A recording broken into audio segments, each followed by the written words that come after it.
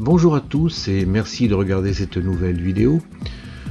Je vais vous parler d'un petit constat que j'ai fait. Je regardais à quelle vitesse on pouvait fraiser avec la CNC Genmitsu et je me suis rendu compte qu'avec ma défonceuse, j'arrivais à faire des fraisages de très bonne qualité, rapidement. Et la seule différence qu'il y a entre ces deux machines, enfin hormis toute l'électronique, c'est quand même la broche. Alors j'y ai réfléchi.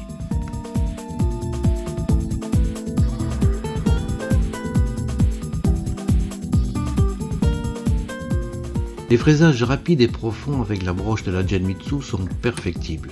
Voilà, le même type de fraisage réalisé avec la défonceuse, c'est quand même beaucoup plus propre. A noter que la broche de la Genmitsu vous fait des fraisages également très propres pour peu que l'on emploie les bons paramètres. Le maillon faible sur la Genmitsu reste la broche.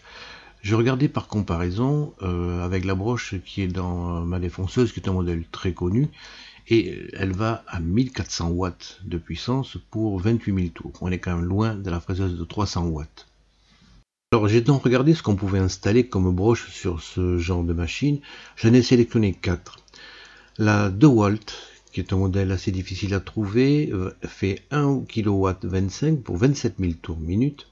Alors par contre il faut régler la vitesse sur le boîtier lui-même et elle est très bruyante, comme toutes les défonceuses. J'ai regardé un petit peu combien coûtait ce genre de machine sur un site canadien et il faut quand même compter 200 $, auquel il faut ajouter le port. Bon. La deuxième défonceuse est beaucoup plus accessible, elle fait 115 €, elle fait 710 watts et 30 000 tours par minute. Par contre, ça reste une défonceuse et ça fait également du bruit. Le troisième modèle, c'est la MB 1050, 1 kW, 25 000 tours minute. Elle est très publicitée, mais à 309 €. Et je pense que c'est la plus bruyante des 3 défonceuses que l'on voit ici. Reste aussi la possibilité de mettre un moteur brushless qui est silencieux. Celui-ci fait 1500 watts, 24 000 tours minute pour un tarif très attractif. Il existe un refroidissement air ou eau, mais eau, il y a des tuyaux en plus et le bruit de la pompe en plus. Bon, vous avez bien compris que j'ai choisi cette dernière solution. Le tarif pour le kit moteur complet est vraiment très attractif et je pense que c'est un prix imbattable. Et si vous vous abonnez sur la newsletter de Vivor, vous pourrez avoir une réduction de 5 €. Je vous mets les liens dans la description.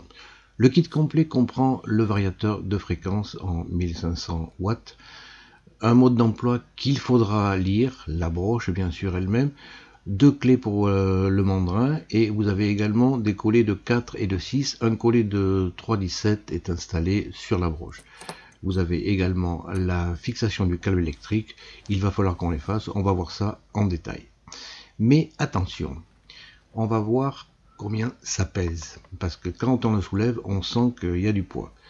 Plus de 2,7 kg rien que pour la broche.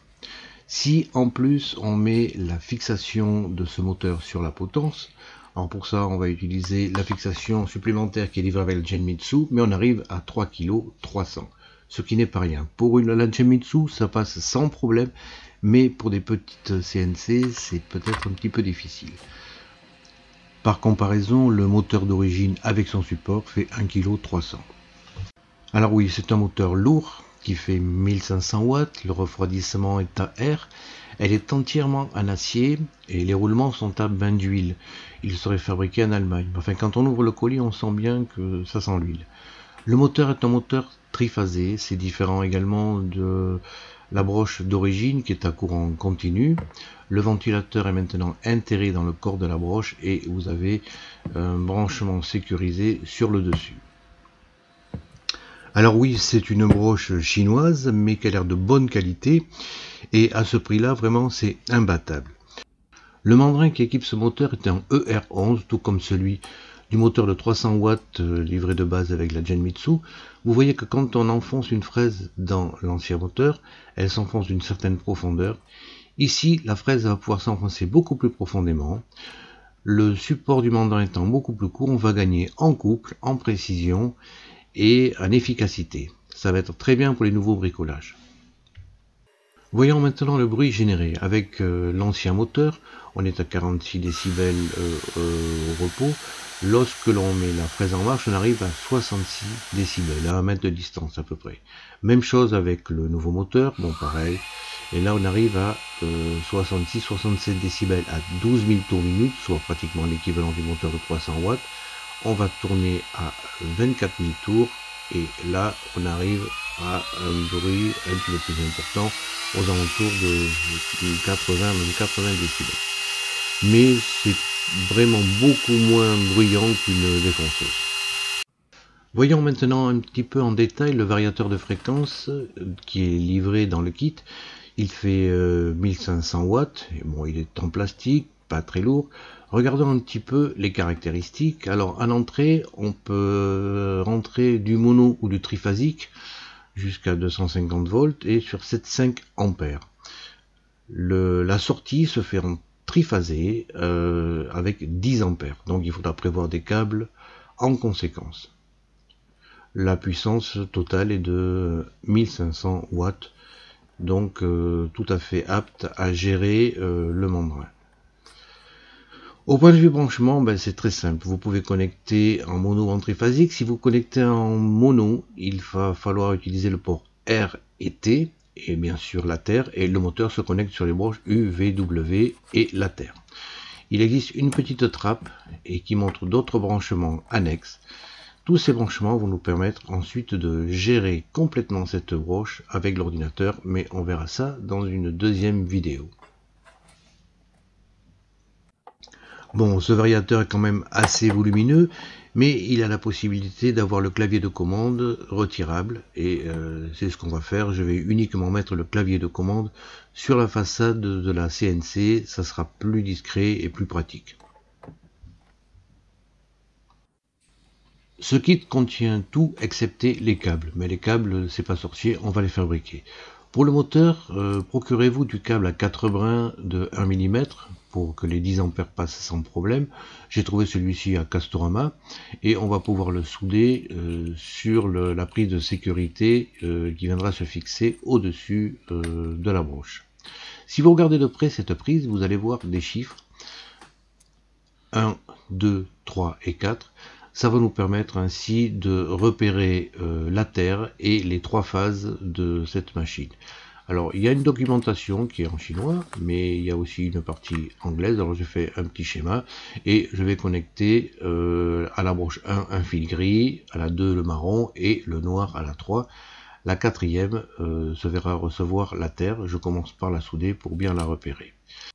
Prévoyez de petites gaines thermorétractables pour sécuriser les soudures. Pour l'alimentation proprement dite du variateur, j'ai utilisé un vieux câble d'ordinateur. Alors ces câbles sont 3 brins 0,75, mais on peut faire passer 10 ampères dessus. Il m'en faut 7,5 pour l'alimentation. Vous mettez au bout les cosses à sertissage rapide. Alors je vous conseille vraiment ces cosses qui sont très pratiques et qui donnent une très grande sécurité dans vos branchements. C'est très facile à mettre en place et c'est très solide. Une fois qu'on a fait tout ça, qu'on a tout soudé, on va s'assurer qu'il n'y a pas de contact entre la terre et chaque phase. Pour cela, on va prendre un testeur. Le testeur permet de voir s'il y a une continuité dans le circuit. À ce moment-là, un signal sonore et lumineux apparaît. On va mettre une pointe sur le corps de la broche et sur la terre, là ça passe, et vérifiez bien que le contact ne se fait pas sur les 3 phases avec la terre. Voilà, là ici pas de contact, tout est ok, vos soudures sont correctes. Alors moi j'aime bien voir ce qu'il y a dans les machines. On va démonter le module de commande déporté. En fait il est très simple. Et ce qui me manque, c'est un petit potentiomètre. Il y a d'autres marques qui offrent le potentiomètre d'origine. Là il n'y en a pas. Mais en démontant ce petit boîtier, vous voyez qu'il y a la possibilité de mettre un potentiomètre, de le souder dessus, d'autant plus que l'écran en façade a déjà une ouverture qu'il suffira de découper. C'est ce qu'on va faire. Alors, j'ai trouvé qu'un potentiomètre, alors ça c'est un potentiomètre rotatif. avec 5 branchements. Il y a 3 branchements pour le potentiomètre et un branchement pour un contacteur. Vous voyez qu'on peut l'appuyer. J'ai coupé les branchements pour le contacteur, je ne vais pas m'en servir, et je l'ai mis en place. Voilà, ça rentre sans problème. Je vais faire une petite soudure très facile à retirer parce que ça ne va pas marcher, je pense, avec ce genre de potentiomètre, mais c'est pour voir le look. J'en ai commandé, mais ils arrivent d'assez loin, donc je dois les attendre. Alors là, vous mettez un potentiomètre de 10 kΩ, ça suffit, et ça vous permettra ensuite de régler la vitesse de votre moteur directement avec le potentiomètre, ce qui sera peut-être quand même plus pratique que d'appuyer sur les boutons. Voilà, une fois le potentiomètre en place, vous voyez qu'il n'y a aucun problème pour le mettre dans le boîtier, c'est impeccable. Donc dans la prochaine vidéo, j'espère que j'aurai reçu les bons potards et je vous montrerai ce que ça donne, le réglage de la vitesse est directement sur ce petit boîtier. On revise tout, voilà, je vais le laisser en place quand même maintenant. Bon, juste un petit bouton à mettre dessus, et ma foi, on a un look qui est pas trop dégueu, voilà, ça me plaît bien. Un passage obligé à l'impression 3D pour la confection des pièces.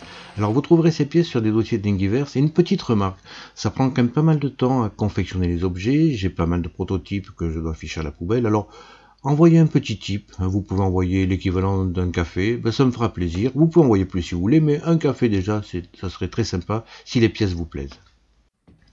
Bon, maintenant on a fait tous les branchements. Alors on va voir comment il faut connecter tout ça. L'arrivée électrique se fait sur les branches R, T et Ter pour l'arrivée en 220 volts et le moteur, vous connectez Ter, U, V, W en vous référant à ce que vous avez marqué sur le petit mode d'emploi.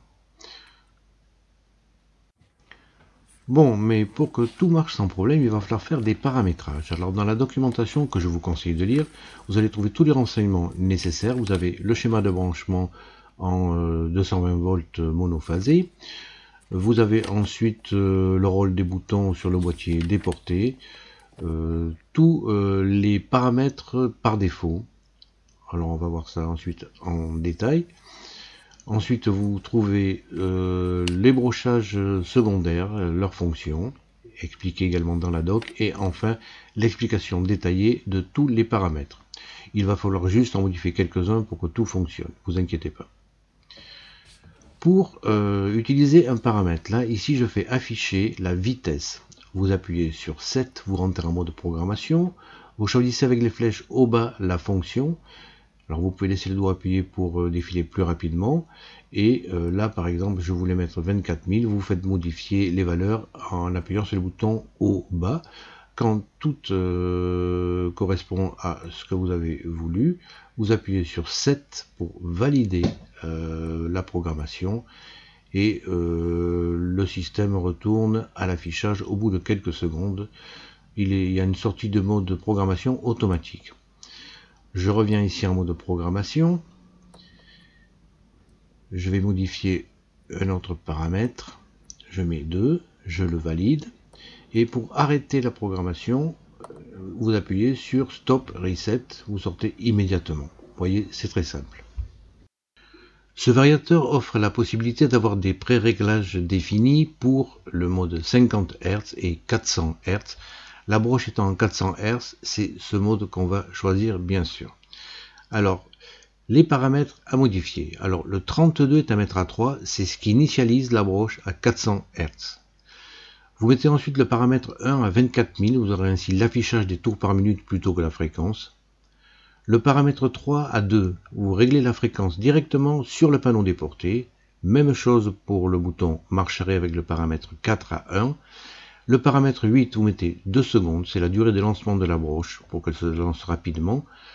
Même chose pour la durée d'arrêt de la broche que j'ai mis à 5 secondes ici. Et enfin, la variation de la vitesse se fera au panneau avec le paramètre 19 égale à 2. Bon, vos câbles sont soudés, connectés au variateur de fréquence. Vous avez bien tout paramétré comme il faut. Positionnez le moteur sur un support pour pas qu'il ne bouge trop. Vérifiez la bonne fixation des câbles et on va pouvoir voir si ça marche. Équipez-vous avec des lunettes de protection au cas où il y aurait un problème. On va commencer par régler la fréquence à 16 000, 16 500 et on lance. Bon, ça marche. Le moteur est allé à 16 500 tours en 2 secondes et on va l'éteindre. Vous voyez que l'extinction se fait sur une durée un petit peu plus longue. Bon, tout est ok, parfait. Vous pouvez modifier la fréquence de rotation en appuyant sur les boutons haut, bas. On va le mettre à 10 000 tours, c'est l'équivalent de la broche d'origine qui équipait la machine. Et voilà, le moteur tourne à 10 000 tours, parfait. Les tests sont probants, on peut arrêter le moteur. Maintenant, on va vérifier cette vitesse quand même. Bon, pour tester la vitesse, j'utilise un petit tachymètre, bon, qui n'est pas très précis, mais qui marche quand même relativement bien. On vise le bout du mandrin où j'ai fixé un petit ruban réfléchissant et on va tester à 24 000 tours. 24 000 tours, on arrive là à 23 800, c'est 23 900, c'est donc la vitesse est correcte. Il me semblait que le moteur tournait pas très vite, mais en fait oui, c'est ok. Maintenant, on va essayer à une vitesse un petit peu plus faible. Je vais remettre dans les 10 000 tours. C'est l'équivalent du moteur de 300 watts. Bon, 12 000 tours, 12 800. On va faire un deuxième test pour voir. Même chose. On lance tout. Et là, 12 800 demandés. Et on arrive à 12 729. Bon, effectivement, le moteur tourne dans la bonne vitesse. Bon, on est content des tests. Maintenant, on va mettre en place ça sur la machine. La première opération consiste à dévisser l'ancienne broche. Il suffit juste de dévisser les 4 vis et vous avez les échos qui restent fixés dans la potence supérieure.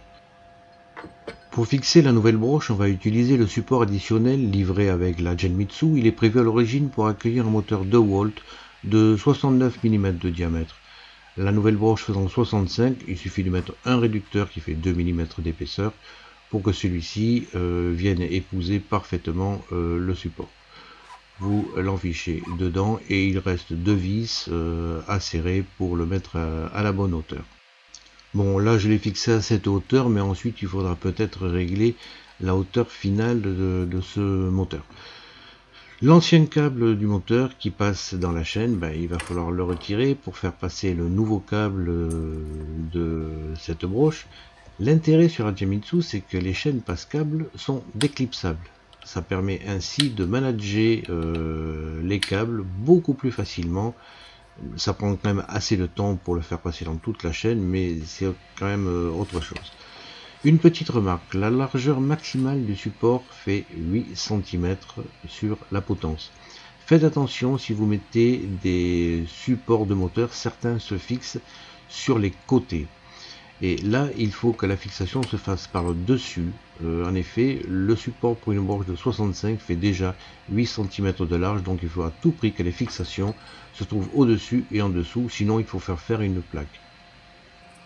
L'ancien câble a été retiré, on va maintenant pouvoir le ranger. On a fait passer le nouveau câble dans les chaînes. Alors prévoyez quand même un câble de 4 mètres de long. Il va maintenant falloir le brancher sur le variateur. En haut de votre broche, sécurisez bien le branchement et vissez bien la vis qui a un détrompeur. Il vous reste ensuite qu'à mettre les câbles sur le variateur. Alors le variateur, on peut le mettre à côté de la machine, le mettre un petit peu en oblique sur un support peut-être, mais bon, c'est quand même pas très pratique. Et puis il y a toujours le risque d'arrachement des câbles sous ce boîtier. Et là, ça me plaît pas beaucoup. Alors, je sais pas trop comment faire. Moi, je l'ai mis directement sous la CNC.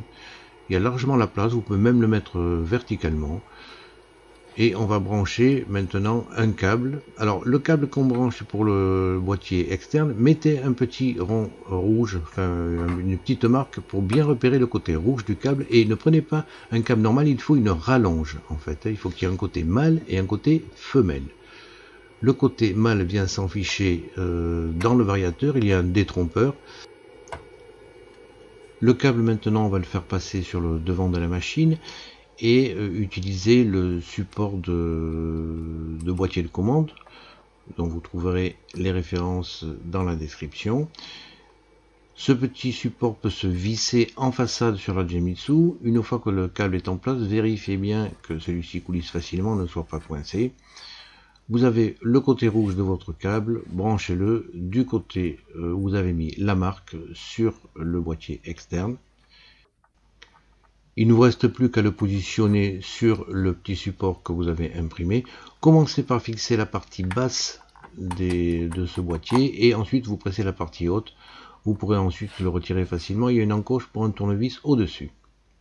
Voilà, vous avez maintenant tout mis en place. On rebranche tout et on vérifie que tout fonctionne. Là, j'ai 12 900 tours qui est affiché. On va lancer, le moteur se met en marche. Impeccable, on l'arrête. Bon, tout est OK. Voilà, on a vu ensemble toutes les étapes nécessaires pour l'installation d'une broche triphasée sur une CNC, bon en l'occurrence ici la Genmitsu ProVert XL. Ce qui est un petit peu embêtant, c'est que les commandes se font par le boîtier en façade, que ce soit pour la mise en marche ou la vitesse, et il faut en plus le bon potentiomètre. Ce qui serait intéressant, c'est de pouvoir piloter tout ça, la mise en marche, l'arrêt et la vitesse de rotation de la broche directement avec un ordinateur sur lequel on a installé OpenBuilds. Mais c'est ce qu'on va voir la prochaine fois, et je vous dis à la prochaine.